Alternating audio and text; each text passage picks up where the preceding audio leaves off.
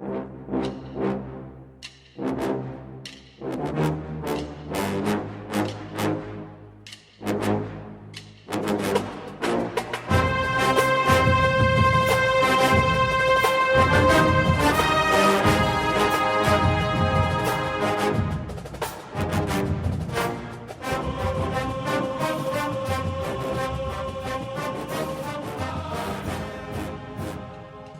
morning, Bucknutters. Welcome to the Bucknuts Morning Five here on Monday, July 13th, 2020.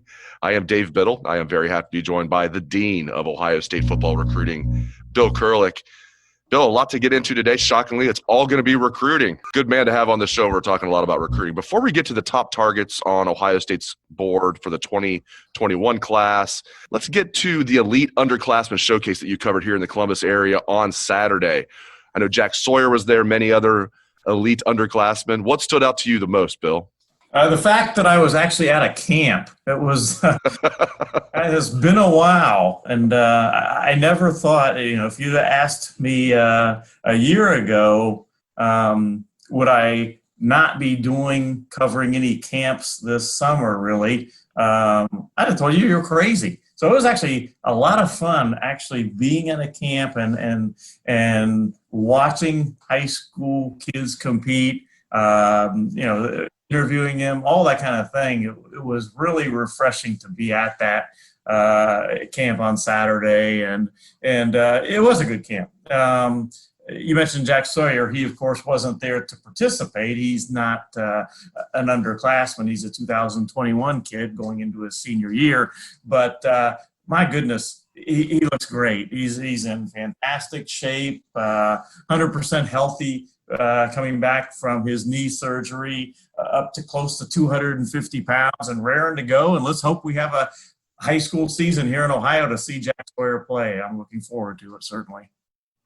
Let's get to some of the top uncommitted recruits in the 2021 class. Let's start right at the top, JT Tuimoloau. How'd I do in my pronunciation there? Perfect pronunciation. Okay, there we go. Before we get to exactly where Buckeyes stand with him, let me let the listeners know his ranking. The number 2 overall prospect in the country, according to the 24/7 Sports Composite, and the number 2 strong side defensive end in the country. So the top 2 prospects in the country, both strong side defensive ends. Where do the Buckeyes stand with JTT? I would still go with right now, if I had to make a prediction, and I do have a crystal ball prediction in for him right now, I'd still go with the Buckeyes. But again, he's not planning to decide anytime soon. He's going to go through the process and decide late. I still think Ohio State, USC, Oregon's pressing. I still think that Washington, I still think there's a number of schools in there. And the fact that he has family that would really like him to stay closer to home, Ohio State's, that's going to make it tougher for Ohio State. And closer to home includes definitely USC, where one side of the family, he has a lot of people that would like to see him at USC. So we'll see how that goes. But right now, I have to keep my crystal ball on Ohio State. And it has to help, I would think, with the G. Scott Jr. situation, the fact that they're from the same high school. Or do you think that doesn't really play much of a role here? I don't think it's a huge role. I've always said that in the end, kids go at the place that is best for him. For G. Scott Jr., Ohio State was the best place for him. And for JT, he will pick the best place for him. Having G in his ear, certainly that's good for Ohio State. But in the end, JT will do what is best for JT. And we will stay in the state of Washington. Emeka Egbuka, number 1 wide receiver in the country, number 8 overall player in the country. Where do the Buckeyes stand with him? Well, again, I have a crystal ball pick on Ohio State for Emeka, and I still have that on there. But as I've been saying, some people have mentioned that this thing with Oklahoma is not a big deal. Oklahoma is a real player here. They have Caleb Williams now in the class, the quarterback that recently committed to Oklahoma, and Caleb Williams is in Emeka's ear. But again, Emeka will do what is best for him in the end. He's a guy that, if you talk to the Ohio State commitments, they're really focused on getting him in this class And right now, I'm going with Ohio State. I like it. All right, next up, Tristan Lee, number 11 overall player in the country, number 3 offensive tackle in the country. Where do the Buckeyes stand with Tristan Lee? They have steadily gained ground with him.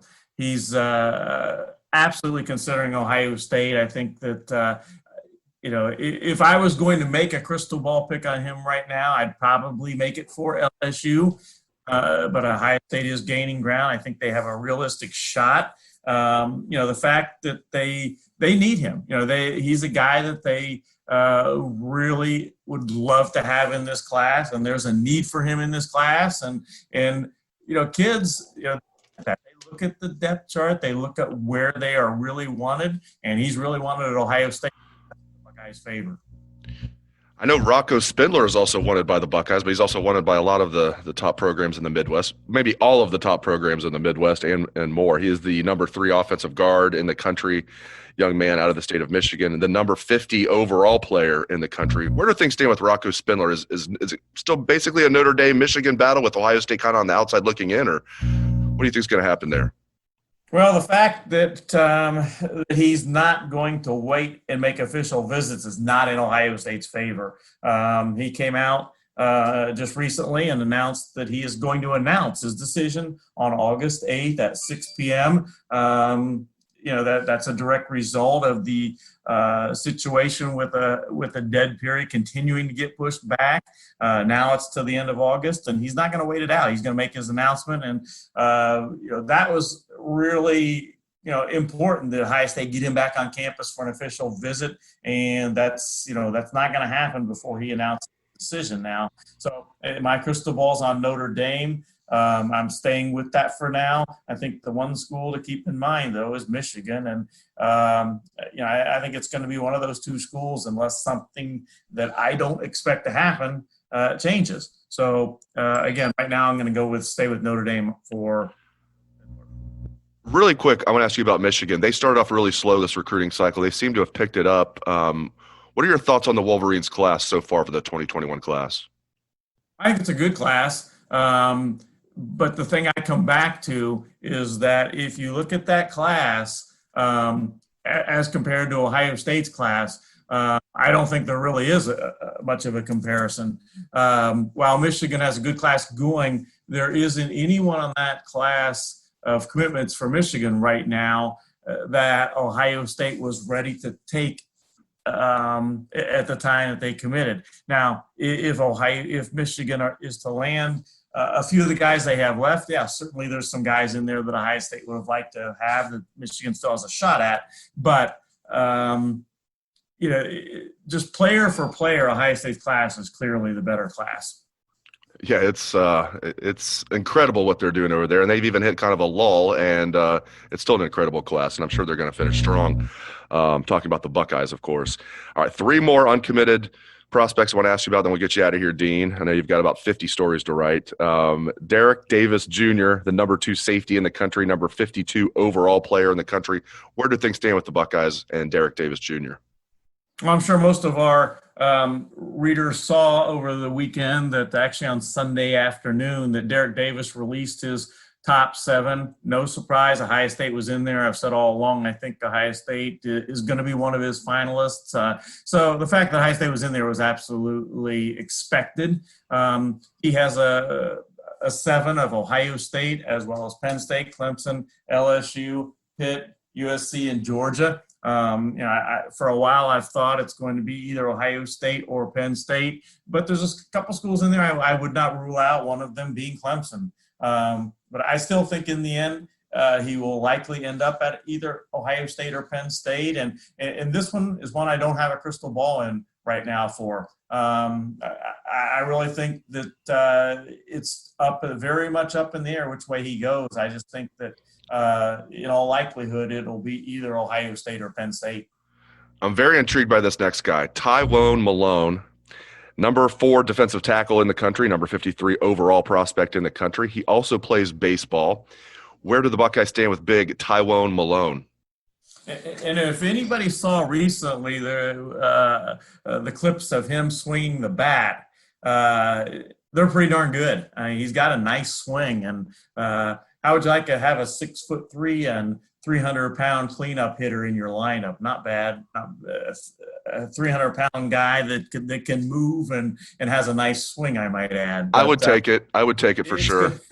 It's going to be football, though. I think as his calling card as things move forward, and he's another guy that's really hard to say what he's going to do. He really doesn't do many interviews at all. He doesn't really. Take to the recruiting process and go out and promote himself and things. Again, very hard to say what he's going to do. I think Ohio State is going to be in it to the end.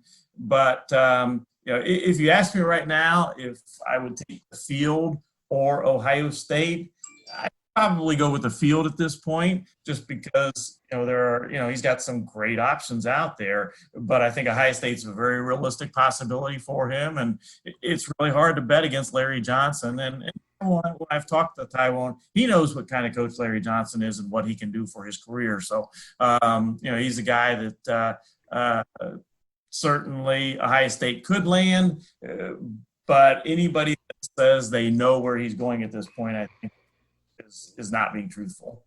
I love those big pluggers in the middle, those Tommy Togi types. Those big, they're already 300 pounds. You don't have to turn them into a one tech. They're already ready to go. And if he's already 300 pounds, we'll just wait till he gets with Coach Mick if he does come to Ohio State. Follow-up question on Taiwan Malone. I think you already answered this because you said football is going to be his calling card. Does he want to play, wherever he goes, does he want to play both football and baseball, or do you think he'll just play football? Is he telling the schools I want to play both sports, or is he not even sure? I think he has an interest in playing both sports, but when I ask him that, he's looking at that situation. But again, I think in the end, his future is going to be on the football field. But he is good in baseball, and he has an interest there, no question. Hey, we can use help at first base for the Buckeyes, so he can play both sports here in Columbus, no problem. All right, last young man, then we'll get you out of here. Jagger Burton, number 7 offensive guard, number 119 overall player in the country, young man out of Lexington. Does it still look like Kentucky's the team to beat here, Bill?